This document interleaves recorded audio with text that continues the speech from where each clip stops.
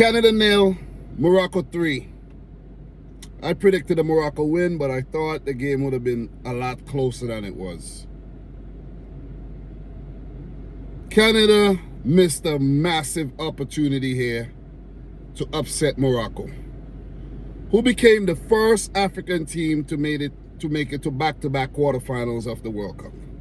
But Canada, they missed a massive opportunity. I had to say it twice because coming into the match as underdogs, you're not getting to play in Canada, and you're meeting a Morocco team who just knocked off the Netherlands. So these guys are on a high. They've been playing well. They've been playing well for quite some time. Hired a new manager. He's been good. The continuity of this team is just, amazing from the 2022 World Cup to now. And Canada started this game so well on the front foot. Had Morocco with their backs against the wall, didn't capitalize in terms of getting a goal.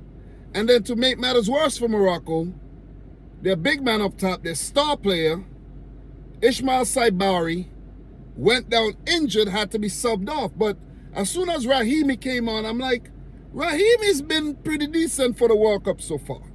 But he is no Saibari, so Canada with another advantage. Morocco did not start this game well. Morocco, I could say, were not the better team on the day, like overall. Like when you watch the game and you really analyze, Morocco were not the better team on the day. Canada played the better football without any end product. I have to criticize Jonathan David. Jonathan David has not shown up for the World Cup with the exception of the hat-trick he scored against Qatar. All the other games, when he meet a quality opponent, he has nothing to offer.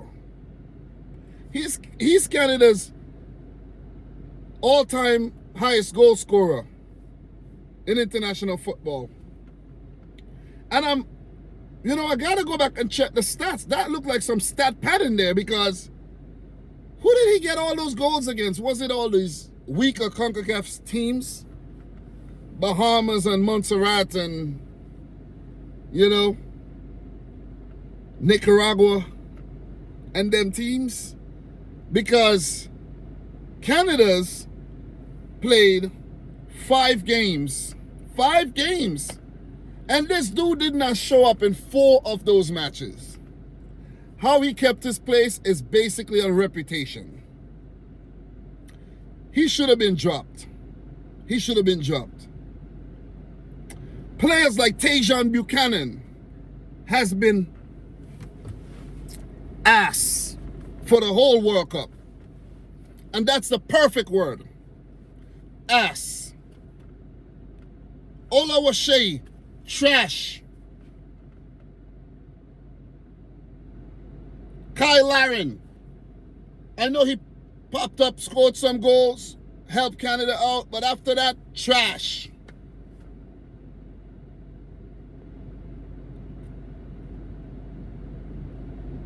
This was Canada's game. I'm keeping it honest, raw, uncut. I'm not being Mr. Nice Guy here with no nice words. Canada had Morocco where they wanted them, back against the wall, on the ropes, and they were supposed to hit him, knock him down. But they allow Morocco the opportunity. And with any quality side, when they're struggling and you allow them a window of opportunity, they punish you. Hakimi, cutback. Onahi, side foot in the back of the net. Canada labored on, chasing the game. After being the better team, 0-0, now you got to chase the game. Unimaginative. Not testing Bono enough. Bonu. I don't know why it says Bono. I only said Bono. I don't know why I said Bono. He made 3 saves, but nothing spectacular. Nothing where we're like, wow, savor the freaking World Cup. Nothing like that. Morocco weren't great on the day. But you know what Morocco did? When they got their opportunities, they put them in the back of the net, man. And those 3 clear-cut opportunities, there was another one where Rahimi hit the crossbar with a header. Those were the more clear-cut opportunities. Because Morocco had 5 single shots all game. 5 shots all game. The 2 shots by Onahi in the back of the net, the Rahimi goal, the Rahimi header, and maybe another shot that I can't remember right now. 5 shots the entire game. I think Saibari maybe got a shot off before he went off. Maybe, or maybe Rahimi had another shot. Let me double check real quick. Rahimi, how many shots he got off today? Yeah, Rahimi got another shot off. So Rahimi with 3 shots and Onahi with 2 shots, and that was all Morocco had to offer going forward. That's it. That is it. But it's those opportunities, when you get those opportunities, you take them. Sometimes in life, opportunities are very rare and they only come once. Or they might come back around again. And if you don't take them, it's gone. And Canada knocked out. Deservingly. Deservingly. First co-host to drop. And surprise, surprise, I picked them to drop.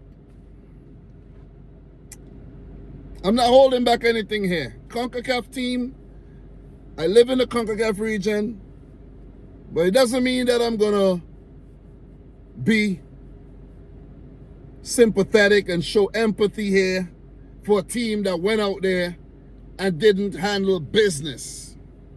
But commiserations to Canada and their fans. You know, still gotta keep it respectable. But this is nothing for Morocco to, you know, rave about. This performance was not a performance for Morocco to rave about. This performance is showing me signs that Morocco is going out in the next round. If Morocco meet France, Morocco are going out in the next round. This is not going to be like 2022 when they, bam, knock off 2 big teams. Morocco is going out in the next round. You can't play France like this. You cannot play France like this. You can't. Morocco for the entire game, guys. These are the stats, right? 1 corner. Canada, 11 corners. So that's what I'm telling you, Canada was trash on the day. I don't want to use the fancy words right now. They were trash. 11 corners, 10 shots, 3 shots on target, none in the back of the net. None. Lack of quality in the final third. That is what caused Canada to get knocked out. That's the reason for their downfall.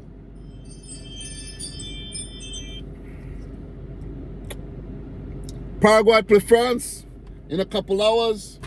I gotta go in the back, put some things on the grill, drink a couple beers, relax, you know, edit some videos and stuff like that. Guys, it was not an entertaining game. Yeah, 3 goals. Morocco dodged the bullet. You know, Canada would feel like, wow, we had this exactly where we wanted it, and we messed up. But guys, thanks a lot for watching. Subscribe if you like the video if you haven't yet done so. And until next time, peace out. Rich Squad, Jesse Marsh, and Canada, you got yourself to blame.